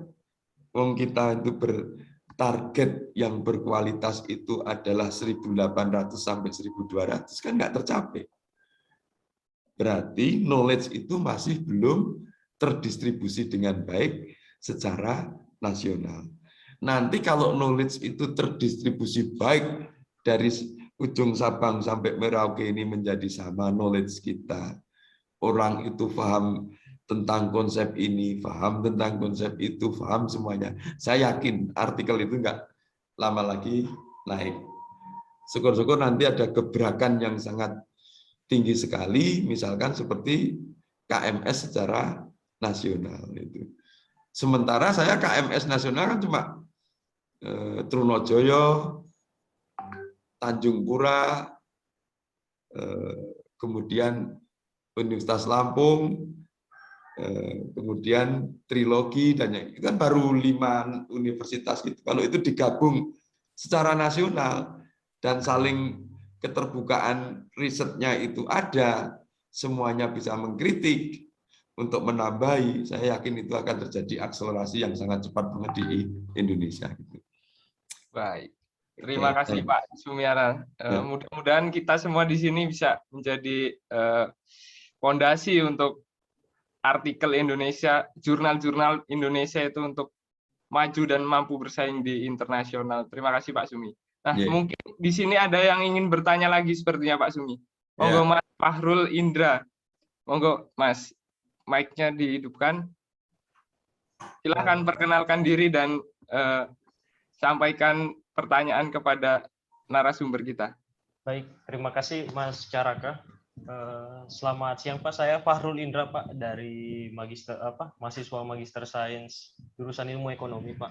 Ya. Nah, jadi ketika kita melihat bahwa misalnya kita memiliki sebuah penelitian atau artikel yang dengan memiliki topik yang menarik misalnya Pak. Nah, terus kita tertarik untuk mempresentasikan topik atau artikel kita tuh Pak.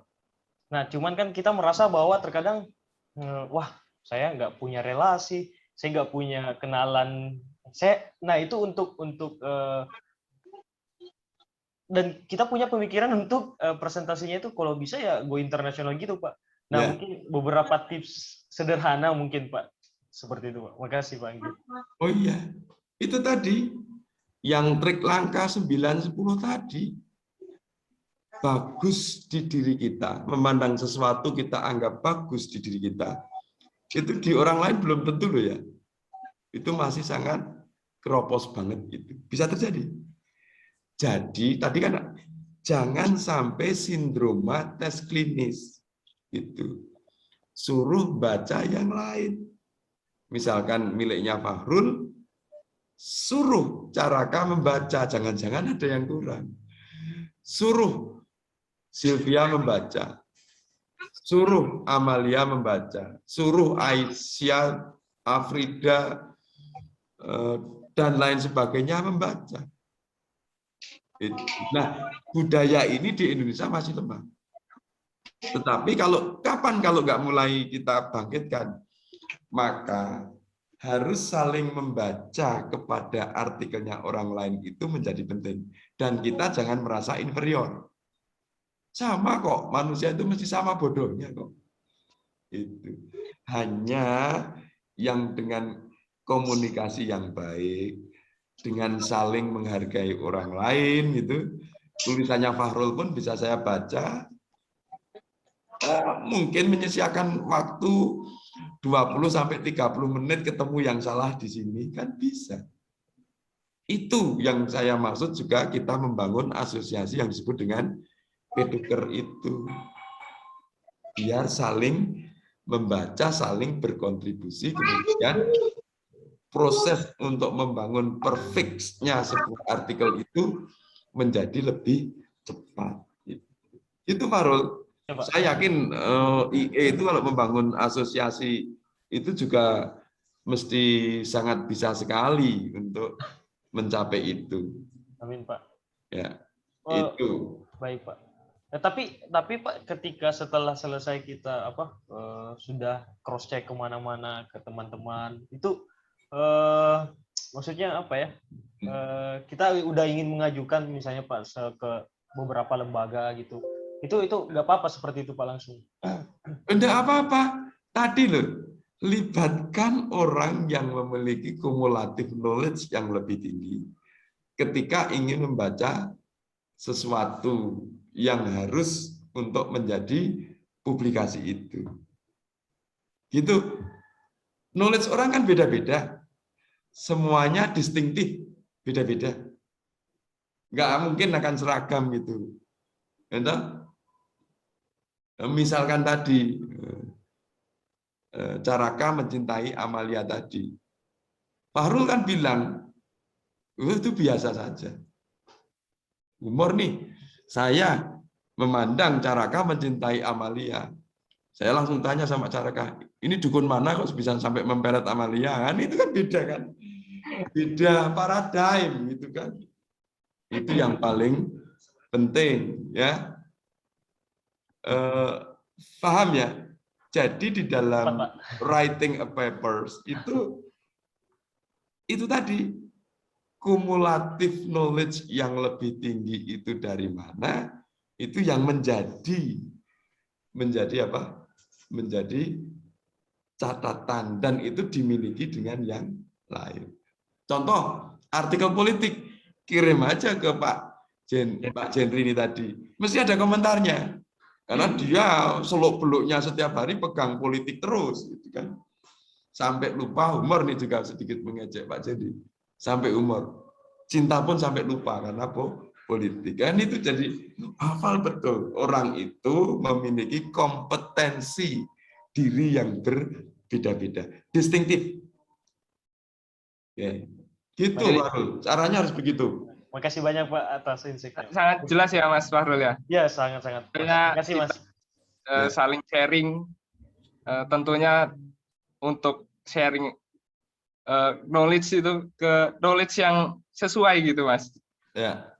Jadi misalkan seperti Bapak jelaskan tadi untuk di bidang ekonomi mungkin lebih sharing kepada orang-orang yang pakar di bidang ekonomi seperti itu Mas. Terima kasih sudah jelas Mas ya. Di sini mungkin ada lagi nih Pak. Langsung saja saya panggil Mbak Afrida Putri Tama. Silahkan perkenalkan diri dan sampaikan pertanyaan yang ingin ditanyakan kepada Bapak Sumi. Monggo. Ya. Baik, terima kasih atas kesempatannya Mas Caraka. Mohon izin mengajukan pertanyaan Pak Sumi. Jadi bagus sekali ya presentasinya Pak Sumi tadi, terutama di ini slide ke-26 itu Pak. Memang ya Pak ya, tema riset yang dianggap laku di publikasi itu yang temanya terkini, kemudian dari referensinya jurnal terkenal, kemudian isunya itu mengandung penulis terkenal, kemudian kontemporer, kemudian harus jelimet gitu ya.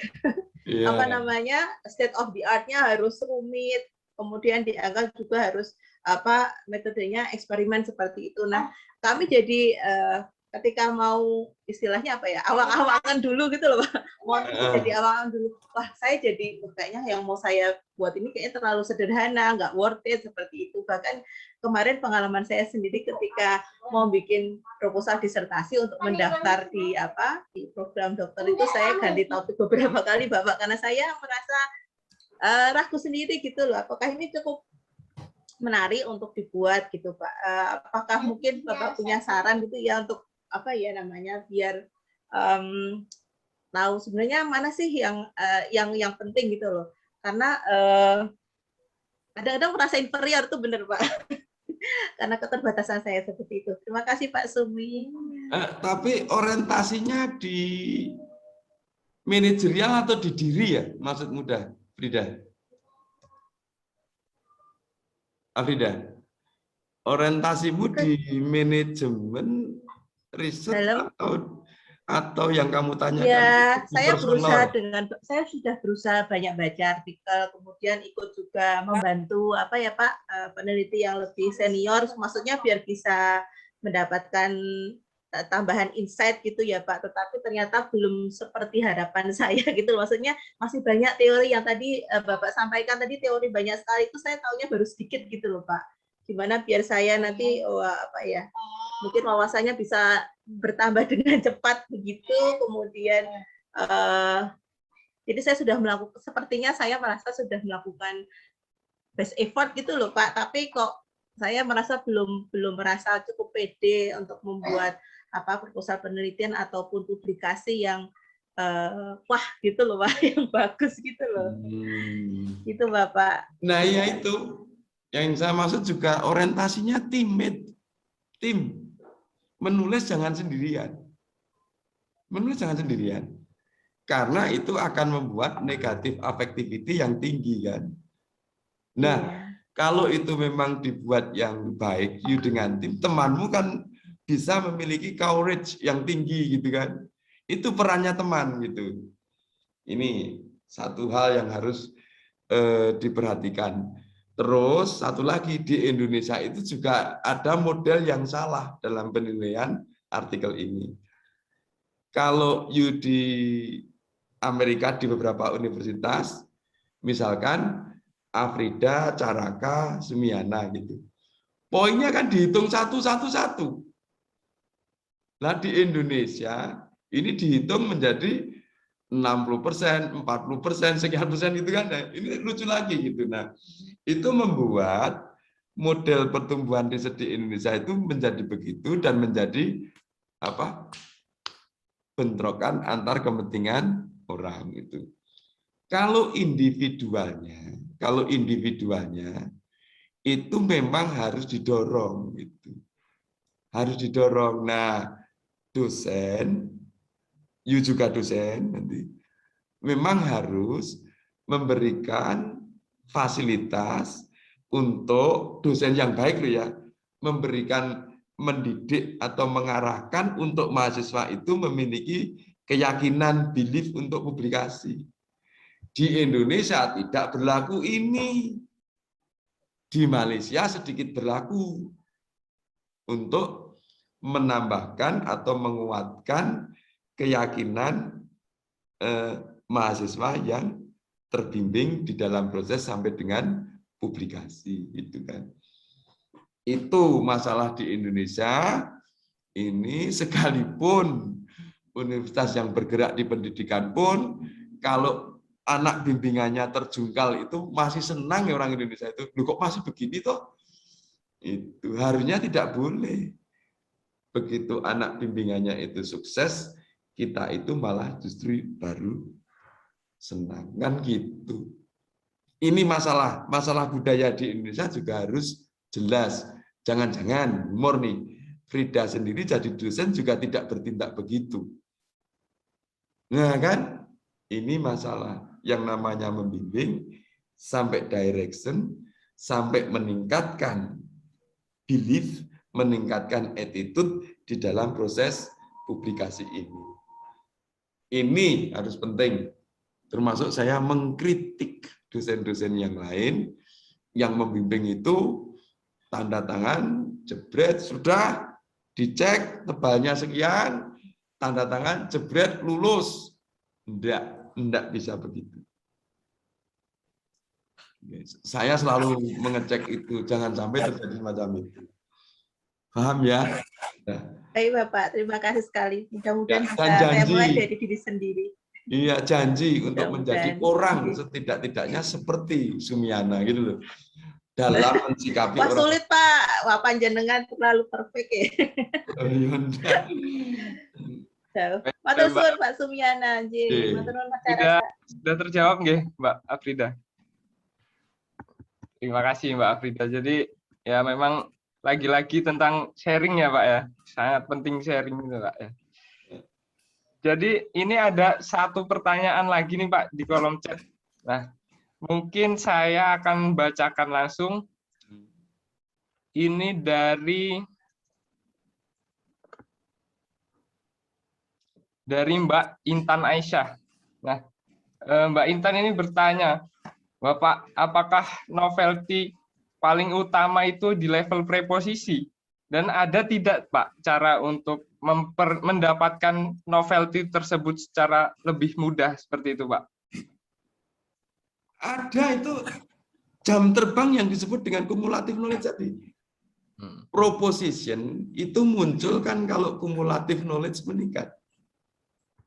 Kalau kumulatif knowledge tidak meningkat, proposition itu nggak pernah ada, gitu loh. Iya toh, intinya kan cuma itu. Nah, bagaimana model menemukan seperti itu, gitu. Ya, harus cermat memang. Memandang sesuatu itu harus. Nah, begitu kecermatan itu you peroleh, maka apa? Memandang sesuatu itu, oh iya ya, begini ya. Ternyata ada model begini. Ternyata ada logika begini. Kan gitu kan.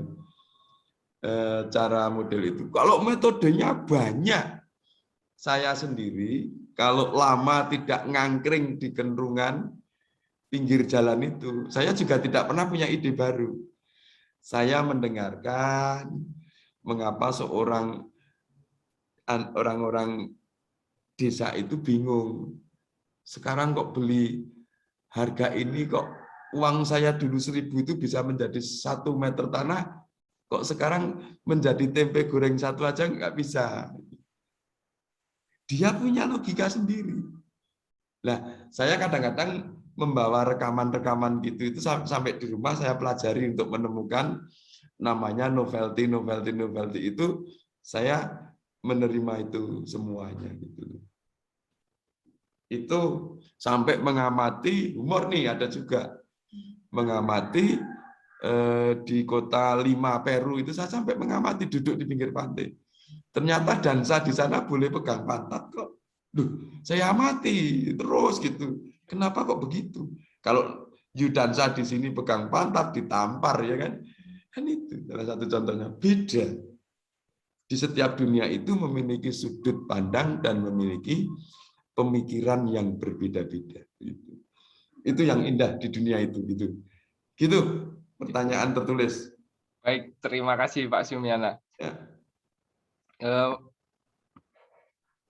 Mungkin saya tawarkan lagi, mungkin ada satu pertanyaan lagi yang ingin ditanyakan langsung kepada Bapak Sumiana. Monggo saya persilahkan, apabila ada langsung raise hand aja.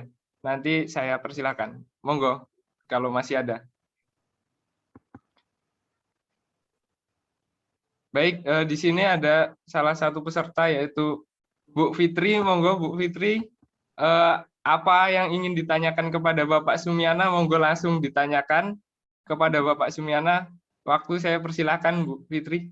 Terima kasih masyarakat. Izin Pak Sumi, saya cuma mau Bapak share pengalaman Bapak dalam menulis Q1 itu kira-kira berapa lama waktu yang Bapak butuhkan dari awal membuat sampai selesai ya Pak ya? Mungkin jangka waktu yang paling cepat berapa lama dan yang paling lama biasanya itu kira-kira boleh share nggak Pak pengalaman Bapak gitu? Terima kasih Pak. Yang artikel saya sendiri itu normal itu mesti 8 bulan sampai sekitar 14-16 bulan. Artikel normal itu mesti di sekitar itu. Tetapi kalau saya development sebuah artikel itu nggak lebih dari 3-4 bulan. Kalau membangun artikel kok lebih dari 4 bulan itu orang bodoh. Kenapa? Saya mengamati orang Amerika. Orang Amerika itu bangun artikel, ya pas dia serius itu 1 minggu. Setelah itu dia tinggal dolan pergi gitu. Tidak seperti pekerjaanmu itu 1 mata kuliah berlarut-larut gitu, mengerjakan disertasi kok sampai 2 tahun, kan ramutu itu malah saya seperti itu. Pas berpikir selesaikan, setelah itu tinggal dolan gitu. Nah, saya selalu membatasi dan saya punya kelinci percobaan itu. Semoga orangnya di sini. Firdaus dan Henry ada nggak ini? Ada itu Pak. Sudah angkat tangan itu Pak, raise hand Pak. Sekarang Firdaus sama Henry untuk membangun tesis master jujur. Tolong you ngomong berapa bulan? Kalau waktu efektif 2 bulan Pak. Ya sudah. Jadi untuk membangun artikel sampai publikasi itu setinggi-tingginya 2 bulan. Paham ya? Bingung ya. Nah, ini memang yang harus kita terapkan. Terus kerja yang lain. Segera kerja yang lain, proyek atau apa terserah. Atau kalau Fitri masih jomblo ya cari suami gitu kan. Kerja yang lain, tapi membangun artikel itu jangan terlalu lama. Begitu ketemu, oh ini logikanya begini, kita dari perspektif sudut tembak ini, selesai. Jangan berkutat dengan logika-logika itu terus, nggak ada. Nah, makanya di membangun pendahuluan yang namanya argumentation novelty itu ketemu, selesai. Gitu. Dengan pencermatan yang tinggi loh ya, jangan yuk teledor, bahasanya jelek, typonya salah, itu memang nggak boleh. Oke. Lebih lagi, komputer saya memang sudah saya belikan sekian engine untuk ngecek bahasa itu nggak pernah akan salah. Salah typo aja nggak pernah ada. Gitu. Itu memang saya beri engine yang sangat tinggi. Gitu. Begitu, Fit, jawabannya. 2 bulan. Terima kasih, Pak Sumiana.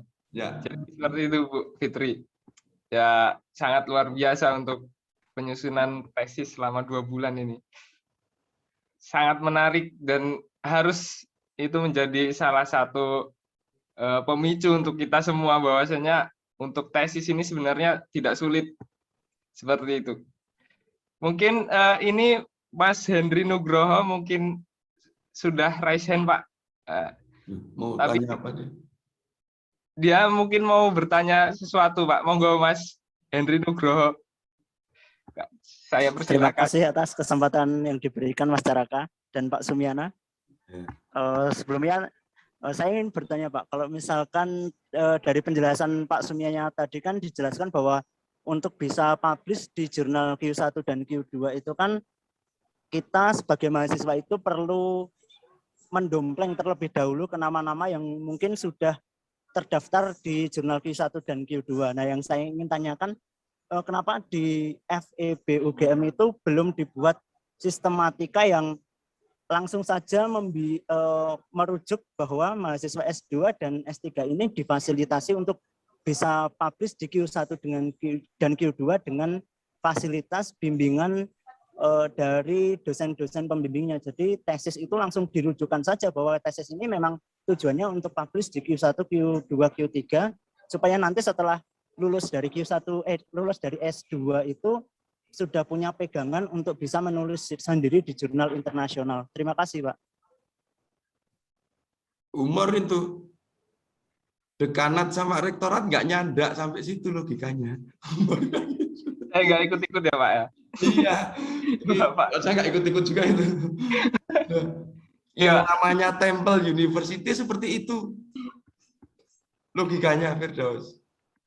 Oke, beberapa universitas memang begitu, memang membuat semacam itu, ya toh? Jadi memang desain semacam itu adalah sudah diterapkan di beberapa universitas. Di kita tidak bisa berjalan semacam itu. Lah, penalarannya tidak bisa berjalan semacam itu karena organisasional atau manajerial sistemnya itu berbeda. Humor nih, banyak dosen yang tidak mau nulis, lebih baik menjabat di komisaris XYZ dan lain sebagainya. Nah, ini sistem yang jelek juga, karena kalau dosen di Amerika kan murni, dosen itu murni betul, full di situ, dan wajib membawa atau menggeret muridnya untuk sampai di level itu, gitu kan. Gitu. Jadi ini budaya, lebih utama budaya yang masih begini gitu loh. Ya kita nikmati gitu dengan budaya model begini. Umur punya umur, lu dosennya aja juga belum tentu punya Q2, Q1, kok mau geret gimana kan? Logikanya lebih parah lagi gitu. Iya toh? Paham? Iya, paham Pak.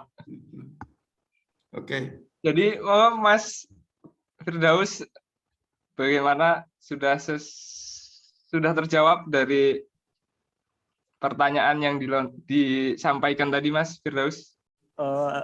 Ini Pak, kalau misalkan untuk mahasiswa-mahasiswa yang mungkin tidak terfasilitasi untuk bisa memperoleh promotor atau dosen pembimbing yang concern terhadap penelitian di jurnal internasional, apakah ada cara lain ya Pak ya, supaya penelitian yang ingin diusulkan itu bisa publish di Q1 dan Q2 mungkin Pak? Lah ya community group itu seperti Peduker itu. Dia harus membangun gitu. Tapi kan nggak ada saya. Wong di Jogja Peduker juga cuma satu gitu kan. Ini jadi ya saya sendiri melihat ini sebuah suatu kasihan gitu kepada mahasiswa dalam tuntutan zaman modern semacam ini adalah di level ini. Sementara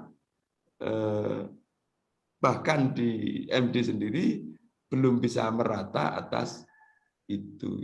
Padahal itu potensi semua jika ditulis dengan benar dan serius semacam itu.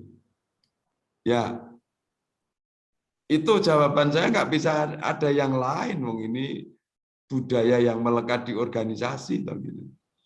Terus budaya nasional juga belum begitu menggigit, ya sudah.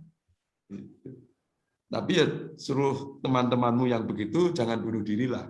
Masih ada model yang lain untuk melakukan pendekatan yang lain kan gitu. Bunuh diri bukan bunuh diri tubuh, maksudnya itu bunuh diri di tesisnya itu ya jangan gitu. Yang penting jadi lulus ya jangan. Yang saya sebut bunuh diri. Itu. Oke. Baik, terima kasih Pak Sumiana. Mungkin ini ada chat box satu lagi nih Pak. Oh, dari Mbak Dian Agustina Pak. Kriteria untuk bisa join Petukers gimana ya? Monggo Pak, langsung saja dijawab Pak dari Mbak Dian Agustina. Ya. Orangnya harus petruk gitu kan. Harus berani tampil petruk gitu. Semuanya boleh masuk. Silahkan nanti apa. Tapi harus membawa agenda riset loh ya, jangan yuk cuma masuk hanya tulan-tulan kemudian humor nih besok Minggu sore bakar ikan, ikut bakar ikannya nggak pernah ikut risetnya ya nggak ada gunanya gitu. Oh ya Dian itu bisa nanti gitu. Punya agenda riset gitu aja ya. Oke. Jadi seperti itu Mbak Dian. Baik, terima kasih banyak Pak. Ya. Ini mohon maaf Pak Sumiana, sepertinya waktu kita di sini sudah habis. Sudah cukup, sudah habis. Sebenarnya ini teman-teman ini sepertinya masih ingin banyak bertanya kepada Pak Sumiana sepertinya. Tapi sayang sekali waktu kita